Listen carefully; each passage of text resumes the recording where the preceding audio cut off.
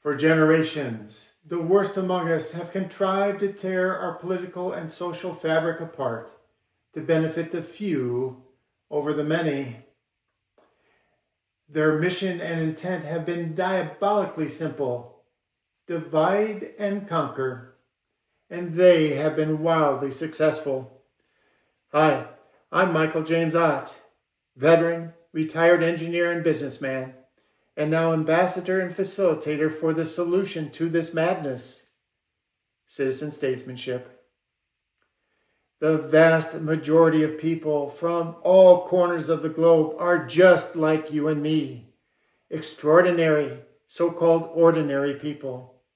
Join us in our quest to recreate the political landscape, eliminating the tribal hostilities and warfare incited for centuries by the label and blame mantra of our traditional leaders.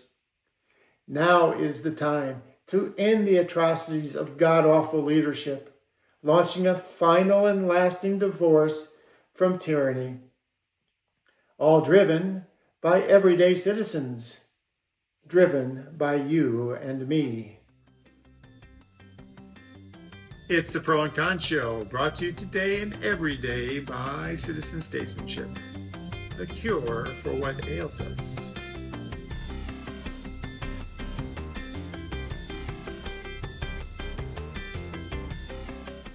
Hi out there around the world. Welcome to the Pro and Con Show. I'm Michael James Ott. And I'm Ben McLaughlin, and we're co-hosts for today's show. So it is wildly important for you to be supporting and spreading the word about citizen statesmanship. There are some really serious negative things that are coming our way, us extraordinary, ordinary people. And Ben and I have actually dedicated a couple of shows to it. Mm-hmm. And let me say that too, as we're starting this show. Go back and watch the old episodes. There's a ton of things that you should be looking at. Mm-hmm. I noticed, for example, that one of our most popular shows, it reached a certain level and then people just stopped looking at it. And I'm like, no, you go ahead and go back, even though they're, in our rearview mirrors by 3 weeks or 4 weeks. There's still the stuff that we talk about is not like at the moment. It's not like today's news story. This is stuff that's true. Exactly. And you should be going back and looking at things because, as Ben and I were talking before we started the show, you're going to have one aha moment after another. Mm-hmm. Aha. And I think too, they'll learn, you'll see a lot of the things that we foreshadow or, project happening in the future. Once you get into a certain train of thought and you disconnect yourself from the headlines and the fear mongering, it's very easy to see where things are going. And I mean, whether you're 100% accurate or not, give or take, nothing's really going to be 100%, but you get pretty close. Right. And you understand you can at least narrow down about 3 possibilities of what comes next. Yeah. With pretty good accuracy. Yeah, very well said, Ben. Very well said. So this is the kinds of things and why we're encouraging you, and we routinely say this in the shows, is you should join us. You should join us, help spreading the word, mm-hmm. Okay? It's important and impactful. So subscribe or follow the podcast, talk to friends, talk to neighbors, talk to family. If you want some help, information, we'll send you information. We'll send you QR codes. We'll send you whatever, documents or things. But you must do this. It is our only chance for a brighter tomorrow. We have loads of chance for a much more dystopian, horrible tomorrow. That's we're on the path for that. You don't have to do it full steam ahead. You don't yes, full damn the torpedoes, full steam ahead. Yes, if you are looking forward to having a horrible future, just don't do anything. Because you are set for what you want. Yes. But if you want anything positive in your future, because we are at a fork in the road and things are either going to get a whole lot worse or a whole lot better. And we, the extraordinary, ordinary people, not specifically Ben and I, but we, the extraordinary, ordinary people out there, we need to be in charge of ourselves. We must be citizen statesmen. Okay? Yes. So that future will feature more prosperity and freedom from hate, fear, and injustice. It is the cure for what ails us, this citizen statesmanship initiative that we're working on. It's the antibiotic for our infections. It is perfectly targeted chemotherapy for our cancer. It is the wildly successful vaccinations against polio and smallpox. It is literally the cure, the miracle cure, the pill that will cure what has ailed human society for centuries. And we must take it. We must take it. So today's topic is Democracy 2.0. So back in the day, and I was telling Ben earlier, I mean, we could have, in a way, called this Democracy 1.0 again. Yes. Because it was the intent. And we've mentioned this a few times in the different shows, but just again, it cannot be said too often. It was intent. It was the intent. Now, those of you that are listening can't see this, but for those that are watching on YouTube, here is a copy of Washington's farewell address. I hold it up in front of the camera, in front of my face here. This is a copy of Washington's farewell address. And it really didn't realize that my path, and again, if you go back and watch some of the old shows, you'll know that my path on this started when a friend suggested that serving in government should be like jury duty. And that was the aha moment for me. I mean, that made perfect sense. Bang, that was like lightning hitting for me. That was the aha moment. And it's only actually been in the last handfuls of months that I've come to realize that the founders of the United States of America back in the 1700s, when they're pondering the Declaration of Independence, even before they declared independence, and then later when they're pondering the Constitution, it was their intent all along, at all times, that the extraordinary, ordinary people like you and I would lead ourselves. And they go on and on and on, and I'm going to hit just a couple of things in Washington's address here before we go and switch topics just a tiny bit here. Because this show, on the whole, is really about citizen statesmanship and how it's going to work and why it's going to be better and all those kinds of things. But there's a couple of things that are really important here in Washington's, and in one of the shows, in fact, I think the show was called We Got This. One of the shows I did with a different host, Mindy, on one of these shows. But in one of those shows, I think it was We Got This, we talked about Washington's farewell address a fair amount and how the framers were wildly vehemently opposed to the existence of political parties. It made sense. They were wildly, vehemently opposed to the existence. I mean, it's basically a faction. It is, and Ben, excellent lead in. Segue is, I guess, so, and it's all about divide and conquer. We talk about this over and over and over again. They label and blame, divide and conquer. Label and blame, divide and conquer. So right here on one of the first pages and it's many pages here, and the language is a little bit old, but not so old that you can't understand it, So here's the thing about that division, or Washington telling us not to allow it. Okay, with slight shades of difference, you have the same religion, manners, habits, and political principles. You have in common cause fought and triumphed together. The independence and liberty you possess are the work of joint councils and joint efforts of common dangers, sufferings, and successes. And again, we say this many times, long before you might have identified as a Democrat or a Republican or Libertarian or Alliance, or whatever, any party member, you are a member of the EOP, the extraordinary, ordinary people.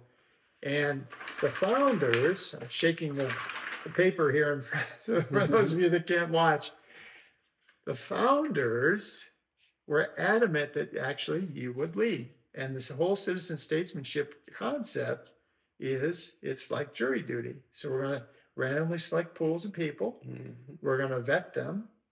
And we're going to talk a little bit about how we might do that.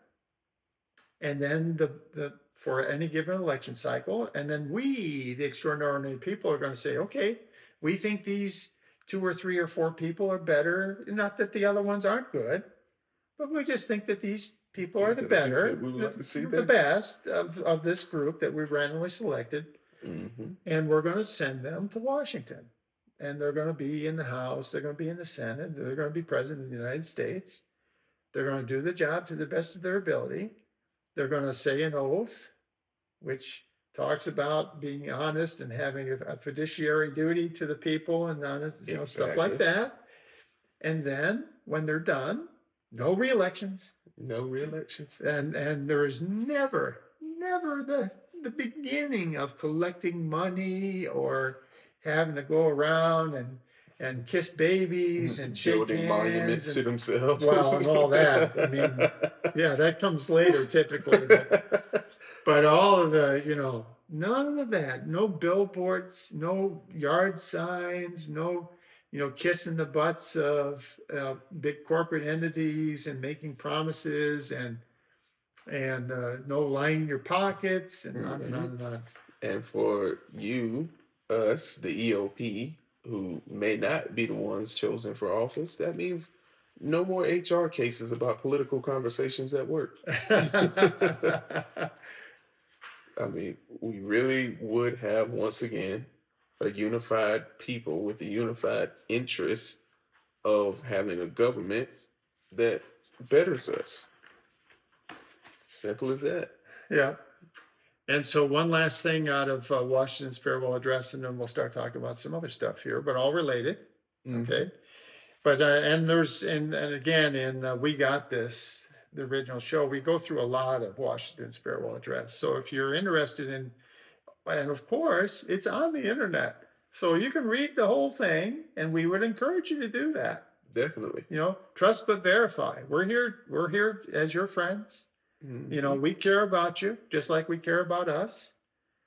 But having said that, trust but verify. Washington's farewell address, be clear-eyed, get a copy of it, start reading it through. Mm-hmm. And make sure that me and Ben here, we haven't lied to you.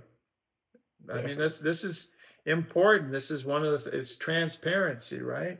So we're being transparent, but you guys have to make sure this is part of your job. You have to be citizen statesmen. So most of us in the citizen statesman thing, we just have to be, fairly good citizens and just try to be as knowledgeable as we can about things that are important to us, which, it takes a few hours a month or whatever. And then there's a tiny number of us that have to do more. We actually have to go off and serve in the public offices for 2 years or whatever. And then when we're done, we go back home. There it is. So here's, so I read the little bit about how Washington is encouraging us to avoid any division. And he talks about all kinds of other things like geographic division and all this other stuff.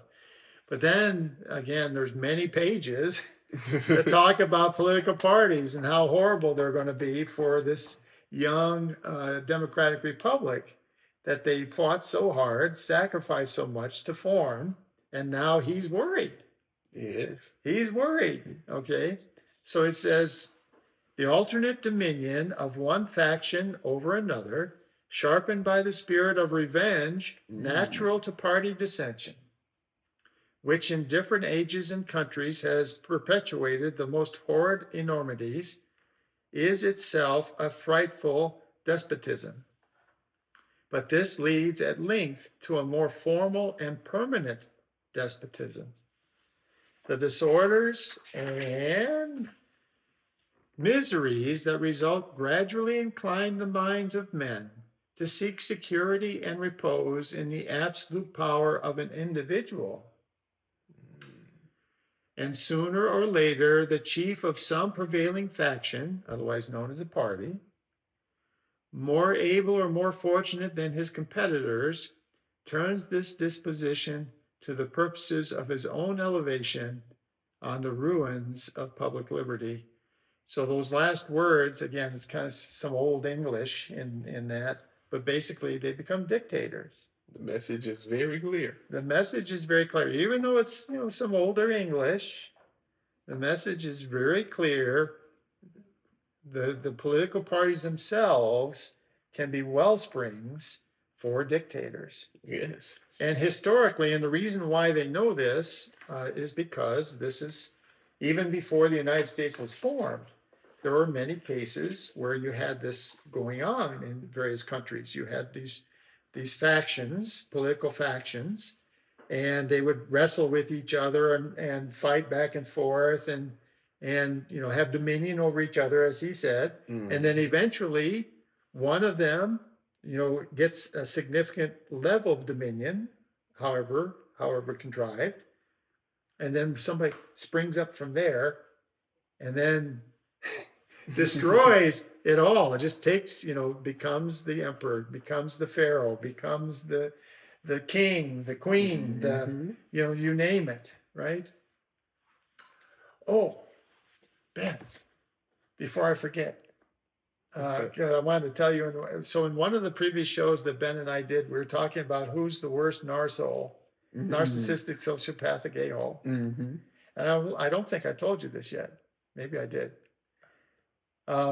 So we were talking about who was and you said, well, I think it might be Genghis Khan because he changed the temperature of the world because he killed so many people. And I said, well, I thought it was going to be Hitler. And did I explain? Because I looked it up. Remember we talked about looking it up? Did I explain it to you? I don't remember if you did. I don't think I did. I think I explained it to somebody else. But I apologize. So I'm an old man. I sometimes forget who I talk to. So anyway, this Genghis Khan. This is an aside here, folks. So sorry. Bear with us. It did happen, but you know how it happened? How? So Genghis Khan, it wasn't the fact that he killed so many people, it was over the period of time. Those Mongol raids and all that went on for like 100 years. Oh, wow.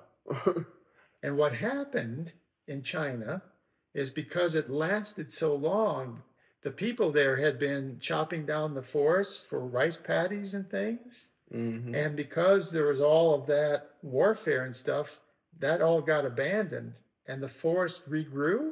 Oh, wow.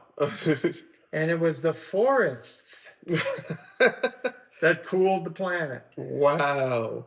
That's still amazing. That's an amazing point. But still, I mean, because we brought this up and I'm like, wow, how did, I'm sitting there like, the engineer in me is like, how does that work? How did he manage this? How does killing so many people, how does that? And that was the mechanism. Wow. I thought you'd find that interesting. Wow. Kill so many people, he healed the earth. That's crazy. Well, it was over an extended period of time. But wow. Yes. And in fact, that what you just said was kind of like a little bit of a quote that was in what I read. It's like there's, I can't remember, historians or something. It's like this dark joke that, he was so horrible, but he healed the earth, or words to that effect. Man, isn't that amazing? Yes, it is. So anyway, I share that because it's just an interesting thing for you folks when you're watching or listening to the program. Okay, so back to democracy. It's definitely worth going back to check out that episode too. Yeah, go back and look at that episode. I'm trying to remember which one it was. Oh yes, it was. What is a narcissus? Narcissus past. Oh no, I think it might have been narcissus past and present. I believe it was. Yeah. Anyway, it's one of the shows about narcissus. You go back and check. It's time well spent listening or watching any of them. Oh, yeah. So just go back and watch them. The show's about narcissus. Okay, so Democracy 2.0. So we, can talk about our history and the history of the world. And what, I don't know, maybe the right way to launch into this is what sort of positives spring to mind from what's happened so far, either in the history of the world or the history of our country and specifically. I mean, it depends exactly on what we're talking about. I mean, as far as like the way that democracy is, I think we see the power of being unified as a people. We see the potential is more evident in, just the way that our elections are run and things. So something like citizen statesmanship, I feel, can more easily be integrated because of that. Um, we also, I think, can collectively see the dangers if we want to. I think it's a little bit easier for people on one side of the political spectrum to see the danger than the other side. And that's where we have to meet in the middle. I mean, the winning side currently, you know, nothing against the people. It's definitely on the leadership because they're keeping you so distracted by celebrating we won, we won, we won. If we're not celebrating we won, we're celebrating they lost. And that kind of distraction can keep people's mind occupied, like what we were talking about, in the Colosseum in Rome, while the city burns around you. They're cheering on their gladiators and not even realizing that you're still hurting, you're still starving, you're still dying. The other side feels it, but the problem with that too is if we don't meet in the middle and agree on citizen statesmanship and how to change our government and how to move forward with more progressive and sensible leadership, they're just waiting on their chance to retaliate. We're locked we're locked in a civil war now, whether people want to admit it or not. You don't have to fire a shot anymore. It's on the internet. It's in the information. That's doing more damage than just going out in the street and open firing on each other. And I mean, it's a sad fact, but the thing is, we're so gridlocked that as this escalation and continues to block one side and prevent the other side from coming into power, I mean, we know it. It doesn't matter who comes into office next. They're going to be worse than who we have now. And they're targeting the other side. Undo what they did and block them from being able to get back into office. If we keep this escalation, eventually it may come down to someone deciding to open fire in the middle of the street. So, the good thing is, I think that we can see that. I think it's a lot easier to change the hearts and minds of people because of that. And, it's a host of bads with the way our government runs now, of course. So, what do you think? Yeah, so I was thinking, so my perspective on our history, so on a global standpoint, and so I'll mention this book. They're not a sponsor. I mention from time to time *Sapiens*, a brief history of humankind. Everyone should read it. And now, in one of the other things that's on the YouTube channel, you can find at least an executive summary of what that book says. There's like a 2-hour video that talks about citizen statesmanship at length, and where all this came from, the divide and conquer stuff, and why it's so effective on humans, how we're influenced by stories, all of it. It just goes on for a long. It's very good. And it's just me talking, and I hate to say this, but it is good from the perspective as it really ties everything together. And I tried to, summarize all that sort of stuff that came from *Sapiens*, which is a big book. And I tried to and I did you a favor. I got it down to 45 minutes or an hour kind of thing. Just cut it down to get the just the high parts, or the most important bits. But mostly democracy has been a positive thing in that we have had some really significant positive things. For example, polio. Now, the polio vaccine, because it was administered both as a dead virus and a live virus, and apparently some of the live virus things, there was, some side effects and things that weren't the perfect. So like anything, this is called the pro and con show for a reason. There's always a double-edged sword, and vaccinations are not perfect. But the fact that polio more or less has been eliminated from the earth. This was a thing. Polio was a significant thing. And in fact, one of the presidents of the United States, FDR, he suffered from polio, and it cost him his mobility. And there was all kinds of people that did a lot more than just suffer, paralysis. They died. And the same thing with smallpox. That's another one.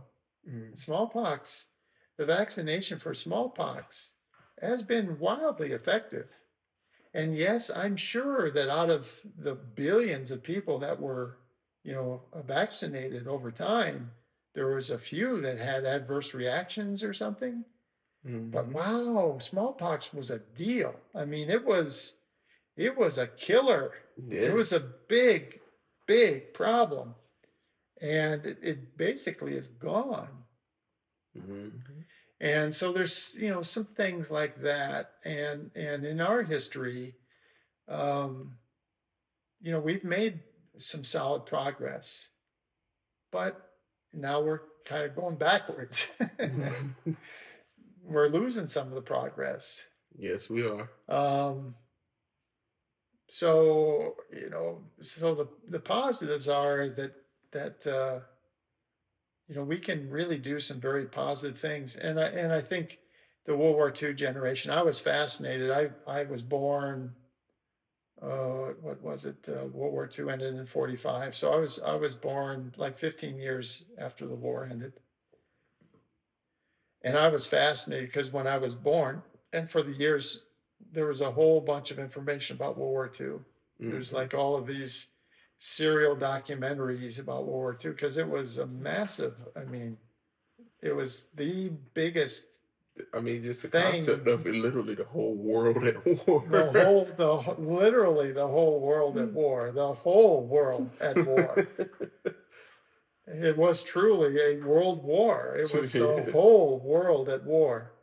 And there were military people everywhere, even in the most remote enclaves. There was both Nazi Germans and various people from the opposition doing all kinds of stuff. But I bring it up World War II because that was a great example of people coming together. It truly was people coming together. And pro and con show. So people coming together in Germany who recognize, I lived in Germany for a few years. The German people recognize, of course, today how horrific what they did was. But it still happened. And the German people are fantastic people. They are extraordinary, ordinary people, just like you and I. They just fell prey to the wrong people. As is easy to do. As is easy for us to do. And we are falling prey to the wrong people. Have been for decades, and it's getting worse. Absolutely. And it's getting worse. And so all of these, we do these shows for a reason. We ask you to recall, ask you to go back and think about our history, think about, what things have been, because it's important so you understand that these things can happen and they can also be avoided. And just to finish the thought about the Germans. So I lived in Germany for almost 3 years. And the Germans, I talked to them at some length. They volunteered to me. I didn't ask them. They volunteered to me. Our society is never going down that road again. And they do a lot of things with their children, step by step, to educate So even at a very young age, they still have some of the old camp locations and things, and all the histories and all that others, and they have museums, many museums, and they take the children there and they teach them what they think is appropriate for their age. So they take them when they're like 4 or 6 years old, and they teach them. And then a few years later, they take them back and they teach them more, because now they're older, they're able to handle more. And this goes on a few times during the life of every German, because the Germans are like, we recognize that this was wow. I mean, they're embarrassed. I can imagine. And repentful and hell bent on never doing it again. And now these days, they look across the Atlantic at our country and they wonder, do you recognize what's happening? That's a good point. Do we? Because they recognize it. They recognize what's happening. And this is something, and I'm not going to tell the story. I've got a 3 or 4 minute story about one of my German colleagues in our dinner together, and I'm not going to do that today. There's other shows where I've done that, recalling that conversation. But they are, adamant about not doing this again, and wildly aware of what happens, how this happens, how this comes to be. And it parallels what Washington said. This is the reason why I read what I read. Exactly. Because, this is not like new stuff. No. This is human history. This is us recognizing and understanding, looking back even a small amount and understanding what we've done in the past and why we did it. What we've done and why. And they see, I guarantee you, the German people looking at us see Germany in the 1930s. They see many parallels to Germany in the 1930s. And one example is in Germany in the 1930s, Hitler and his group of Narsouls, they targeted the Jews. They pointed at the Jews and they said, we're going to blame the Jews for all of this, all the things that we don't like. They're going to be the people we hate. They're going to be the people that we, abuse. But today, here in this country, it's immigrants. It's immigrants. Just generically, it's immigrants. And, and again, crazy stuff like, oh, they eat cats and dogs. Anything to divide. Anything to stoke the hate. Anything to stoke the fear. Oh, that everyone coming across the border is murderers and rapists. They're gang members, all of them. Everybody. Exactly. No, not true. Of course not. Not true, but it that's the story, because they have to incite the fear, the mistrust, the hate, the anger, because that's how they control. And the parallels are just unbelievably clear if you spend a little bit of time learning about 1930s Germany and then compare it to what's happening today. And again, the German people, who are extraordinary, so-called ordinary people, they see it. They see it. So let's talk about then, how can we make things better? So things are getting worse. We've got a lot of this infighting now. You said it was a civil war. Yes. Without shooting yet. But you're right. That was an excellent comment, Ben.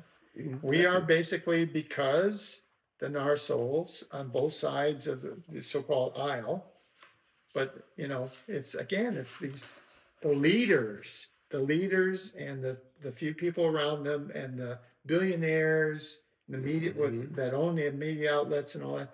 They are conspiring together to keep the anger to keep Hmm. the And fear, that's to the thing. keep The the anger mistrust. never goes down. I mean, They just, and it's because this is how they distract, this is how they divide, and conquer. and this is how they conquer. Exactly.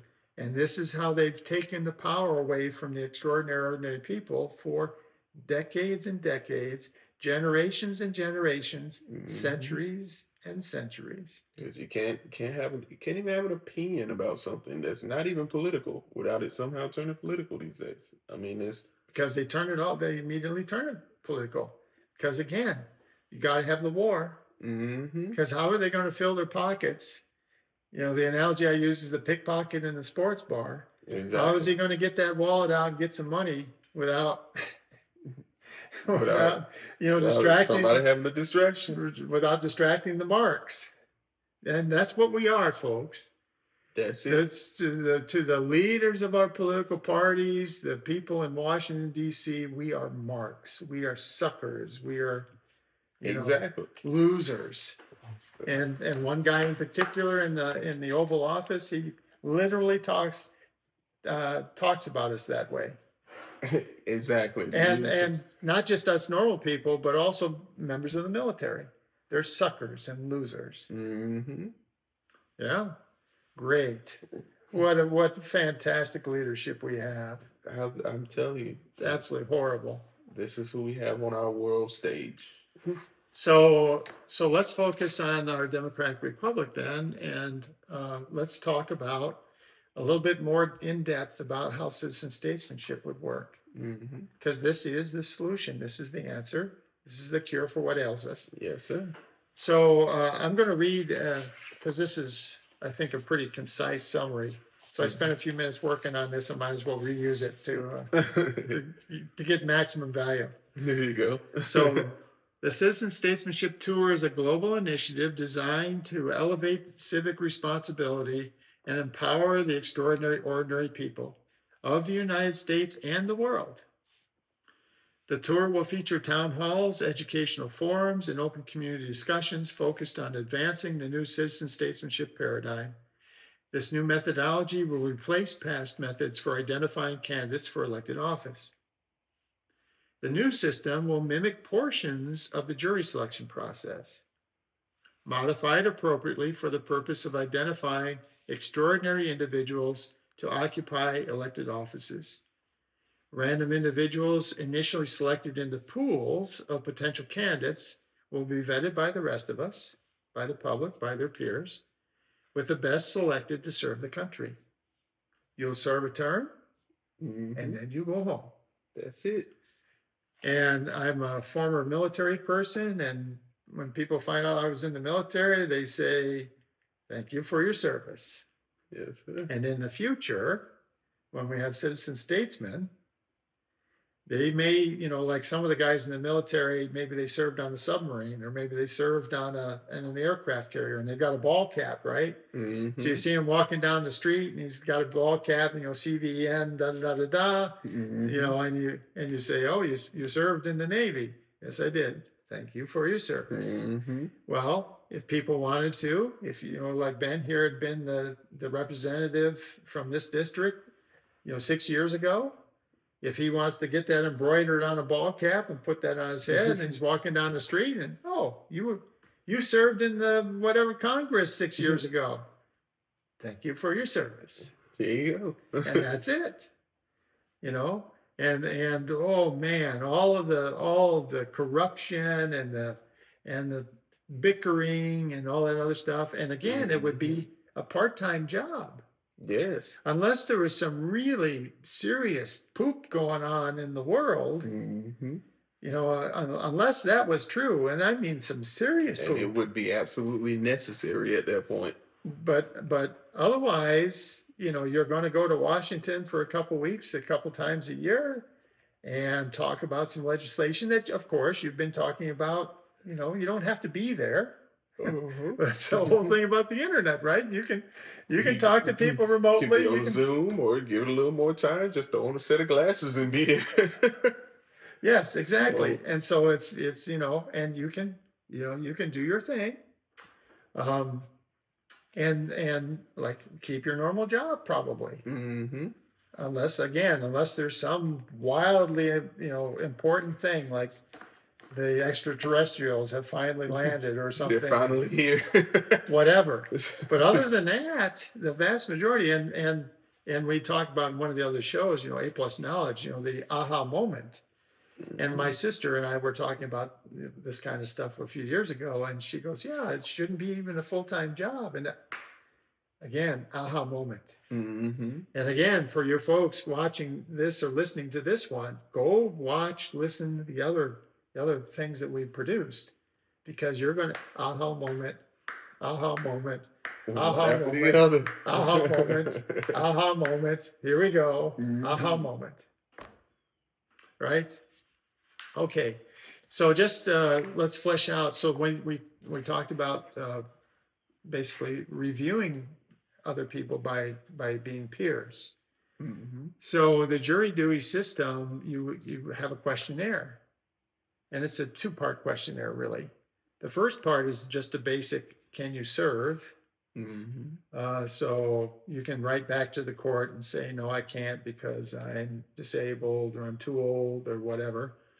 And then the second part is the judge and the lawyers, for whatever the case is going to be, they interview you. Mm-hmm. And the basic premise is they're looking for impartiality, first and foremost. Now, the lawyers may also be looking for bias, positive or negative. Mm-hmm. And if they think you're biased toward their client, they're going to try to keep you. And if they think they might be biased against their client, they're going to try to get rid of you. And the judge is just looking for, impartiality. Mm-hmm. But instead of those people vetting you, it's going to be the rest of us. And so we've been working on, just like Madison had some drafts of, partial drafts of the Constitution Mm-hmm. when he showed up in Philadelphia. We've been working on, trying to make this something people can easily envision. So that they can understand. So all we're going to do here is just kind of go through these. We would have candidate questionnaires, but they would be longer and different than what these are, and some basic questions. So we're going to go just through a few of these, just to give you and again, these are just, we are not being prescriptive. What we're doing is we're giving examples so that people can kind of have an idea. And so the other part is, like, I've been brainstorming with a couple of old college buddies on some of these, but then just today, ChatGPT. So on occasion, it's just like, so because I kind of ran out of questions that I could think of. So I said the second part of this questionnaire is ChatGPT. And so I proposed it to ChatGPT. What would you ask? If you were trying to do this, there's a new paradigm, basically citizen statesman, what would you ask? And it's really interesting.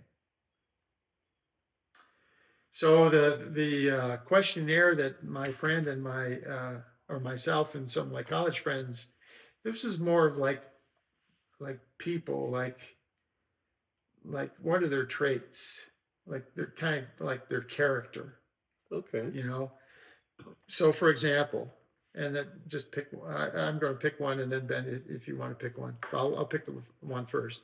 So for example, we just thought, well, maybe the fact that people give blood might or might not be an indication that they have character, like they're willing to sacrifice, right? They're literally giving blood for the good of others. So the question would be, have you ever given blood not directly associated with support of your own health or the health of a family member? And the answers are no, I've never donated blood, or yes, I've donated blood, but it was specifically to support the needs of family members. Yes, or number 3 is, yes, I've donated blood several times, probably a total of about a gallon. Or I've donated blood many times, likely a total of like 2 gallons over my lifetime. Or I've donated blood many times, likely a total of at least 3 gallons.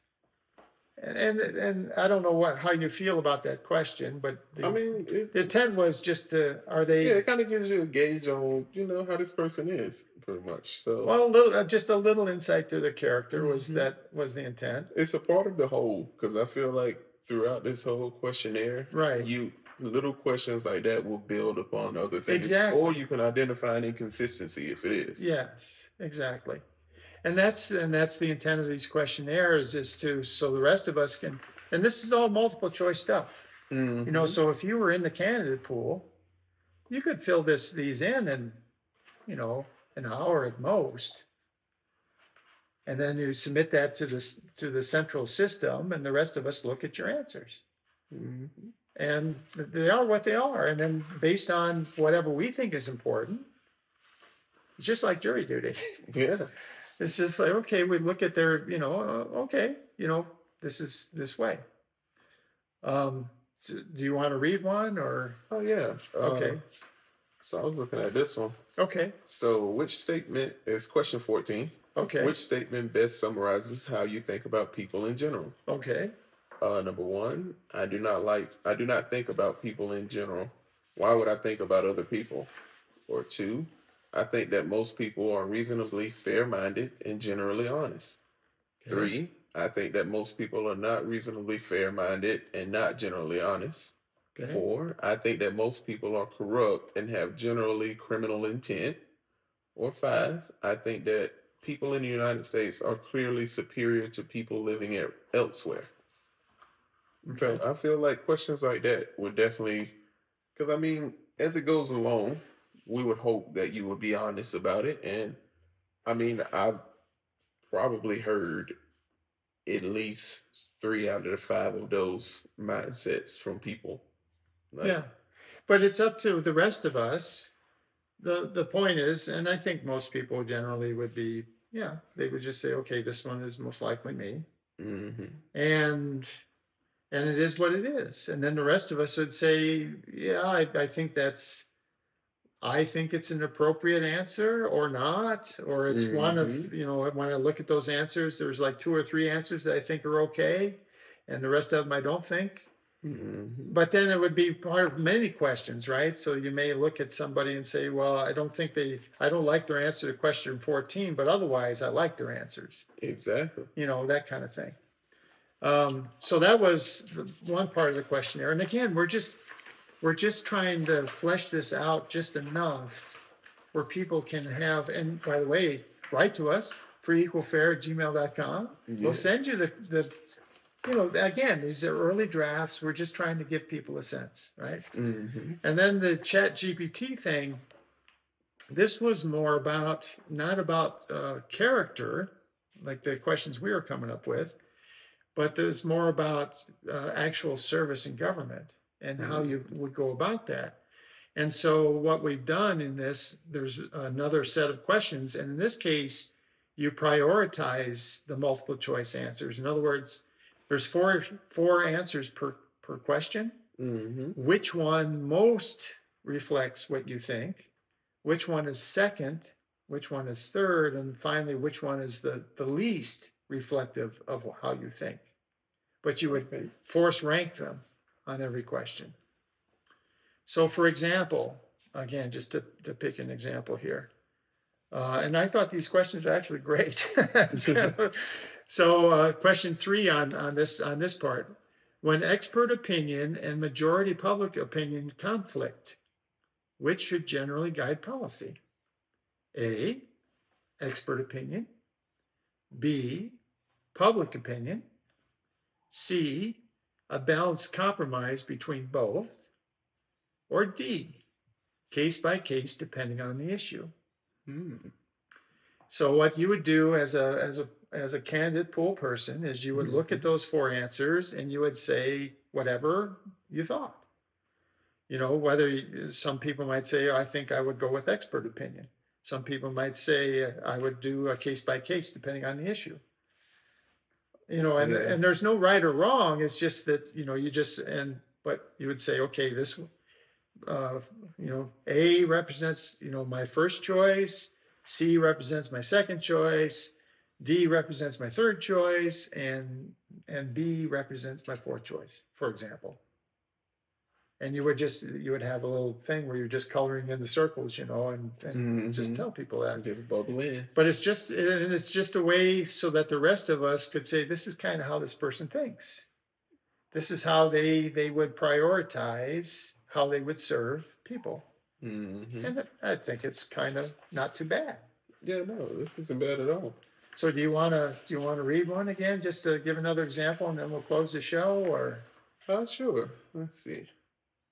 We'll do number 10. Okay. What should be the priority of federal economic policy? Okay. A, economic growth. B, stability and low inflation. C, broad prosperity and opportunity. Or D, reduction of inequality. Well, you would have to force rank it. Yep, exactly. So, you can or cannot, you don't have to do that right now, but the candidate would force rank those. It is really thought-provoking because, with the points, it's like, this will be interesting. I would like to see this implemented in such a way, because to not just pick one to say I'm going to do X thing, but to rather say on this list what is most important to you, that's a much broader thing, because then you're forced to consider these things, and it gives you an insight into the decision making that's going into this person, rather than just choosing a policy to say, hey, I'm going to bring prosperity and opportunity. Well, there's more to just that. You want to grow the economy, you want it to be stable, you want low inflation, and you want the reduction of inequality. But if I just say, hey, I'm going to bring prosperity and opportunity, well, I can pretty much eliminate inequality. Like, I didn't even mention it, so that's not even on my radar. I think it's thought-provoking and educating for everyone. Yeah, and it's so, again, these questionnaires would be provide insight into us, extraordinary, ordinary people. And it's not like there's right or wrong answers. No. There's saying, well, I think stability and low inflation is important. That's not a wrong answer. That's not a wrong answer. No. And so if you were to say, well, that's my number one priority, well, that's not a wrong answer. And then, and what it does, though, is the rest of us can at least kind of get a little glimmer of kind of how you're thinking. And then we'll say, the rest of us, again, it's our task with saying, I kind of like the way he or she is thinking. Or I don't. And you would go through these and, evaluate the candidates for your district. There'd only be like 20 or 30 that you'd have to evaluate. Again, it's all multiple choice. So you could very quickly, some of these questions you might not care about. So as an evaluator, you might say, well, I only really care about question 10, 14, 18, and 20. So I'm just going to look at their answers for those. The rest of them, I really don't care. It doesn't matter to me. And this one, if I can do one more. Okay. Number 12. Okay, go ahead. How should the United States approach international conflicts? A, avoid involvement unless directly threatened. B, use diplomacy first, military as a last resort. C, maintain strong international leadership and alliances. And D, act decisively to defend global stability. I think that's a really good question.